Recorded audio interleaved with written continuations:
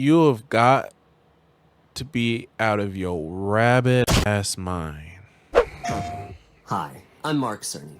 I'm excited to be here to talk about the newest addition to our console lineup, PlayStation 5 Pro, and how it advances gaming technology.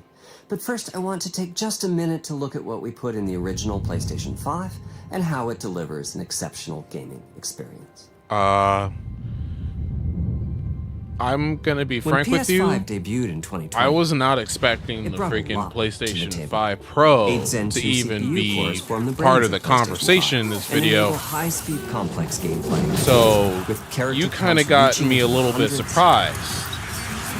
Hey, yo. And frame rates that can be as high as 120 frames a second. Was that new PS5 has a Dynasty Warriors game? GPU, which can render anything from intricate details to fantastic worlds with vast panoramas to explore.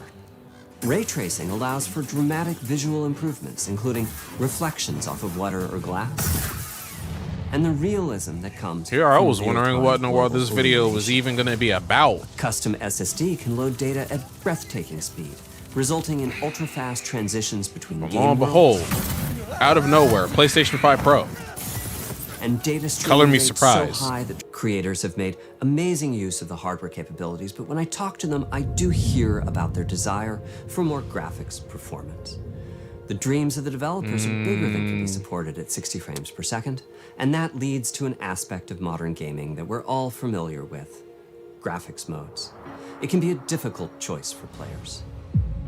Not really. Fidelity modes emphasize the visuals, typically through higher resolution rendering. These modes might also have enhanced detail or use more ray tracing. But the games only run at 30 frames per second. The visuals can be choppier and the controls less responsive. Performance modes emphasize frame rate and interactivity, typically choosing to run at 60 frames per second. Yes. Mainly by reducing the graphical detail until those frame rates can be achieved. I mean, the game still looks good. Mode, players are choosing performance. It's just that the other side looks slightly sharper. That decision, or at least narrowing that divide, is one of the key targets for PlayStation 5 Pro. We want to give players the graphics that the game creators aspire to, at the high frame rates that players typically prefer. To do that, PS5 Pro substantially improves over PlayStation 5 in 3 ways. Here's what we call the Big 3. First, we made the GPU much larger and increased the speed of the memory it uses. The result is rendering that's up to 45% faster. Second, we made major upgrades to the ray tracing, taking a streamlined and accelerated approach that allows calculation of the rays at double or even triple the speeds of PlayStation 5. Okay. And finally, we added custom hardware for machine learning and an AI library called PlayStation Spectral Super Resolution, or PSSR for short.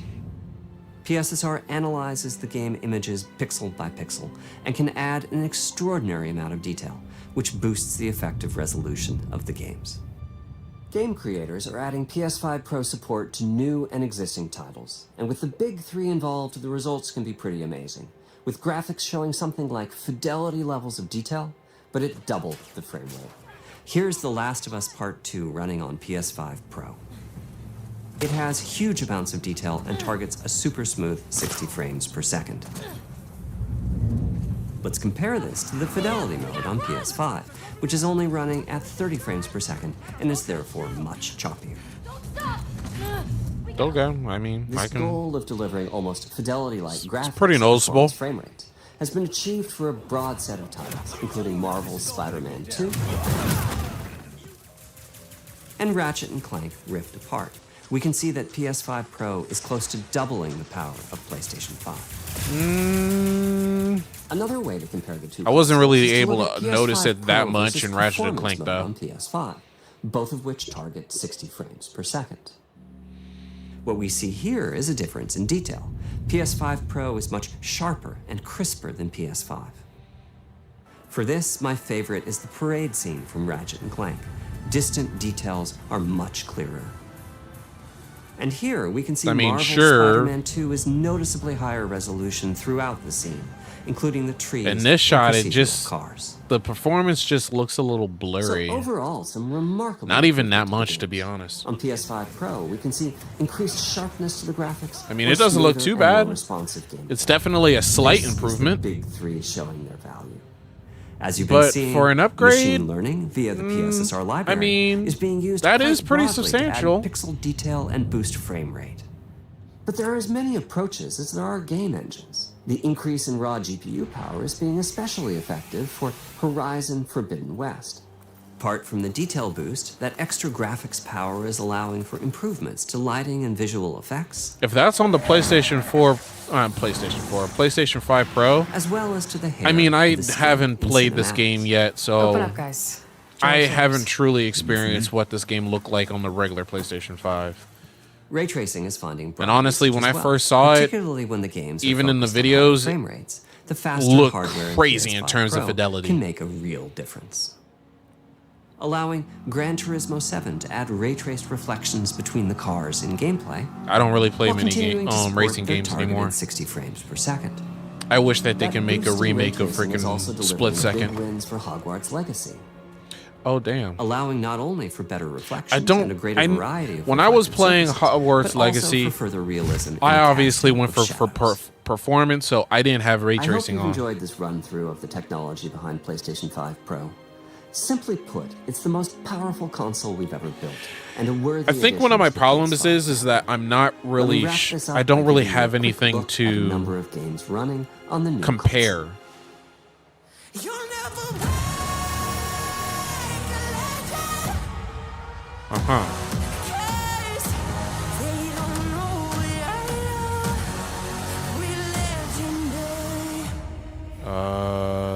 That doesn't have a disk drive. That didn't look like it had a disk drive.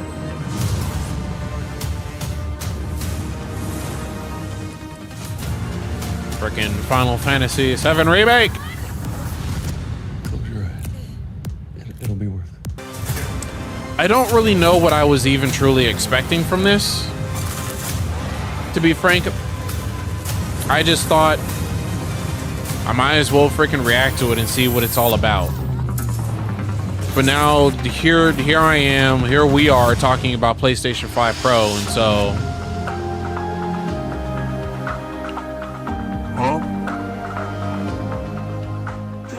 what?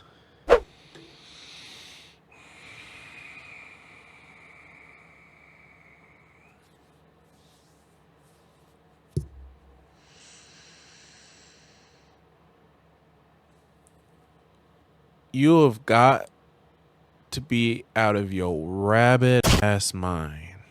I have no words but these to say right now. I don't even know what and what I can say. All I know is that I'm getting flashbacks to freaking PlayStation 3. Have they forgotten? Did they just blip that out of their memory? That one piece of history that I could have sworn they learned their lesson on? Are we just having a second run back? Oh, I'm at a loss. And does that say vertical stand is sold? That thing doesn't even look like it can freaking just lay on its side. You're telling me that I have to pay for a separate damn stand that the original freaking PlayStation 5 came with in box? Then not to mention the fact that this thing doesn't even have a freaking disk drive. What the what? Huh?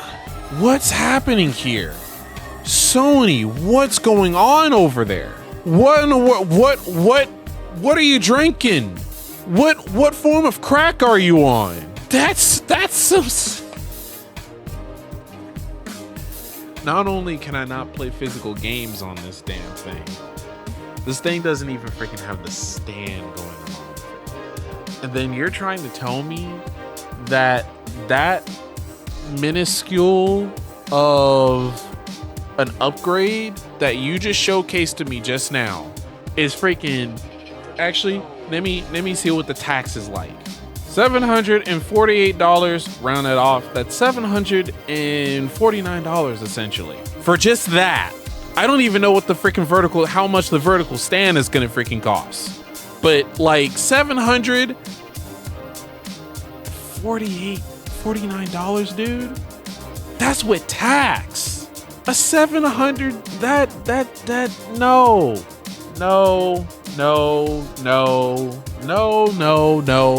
That is not how you should have done this. You should have lowered the price of the PlayStation 5 and made this the new $500 freaking console. I can't even think of a rhyme or reason as to why in the world they're doing this. Like, was it really that bad when it came to launch? Are they trying to make up the numbers or something in terms of sales? In terms of the amount? I'm gonna tell you right now, this is not gonna do anything for you. As a matter of fact, it's gonna make it worse. I have no idea what you guys are smoking up there, but this just ain't it. This just ain't it. That's just ridiculous. I'm gonna say this right now. You guys are in a rude awakening. I caught that this is gonna be releasing in November 7th, essentially around the same day, same release that the original PlayStation 5 release.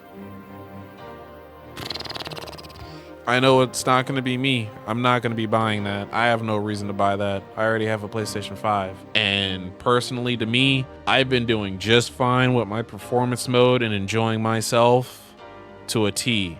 I don't even know whether or not if that's realistically going to make much of a difference in playing freaking Black Myth Wukong.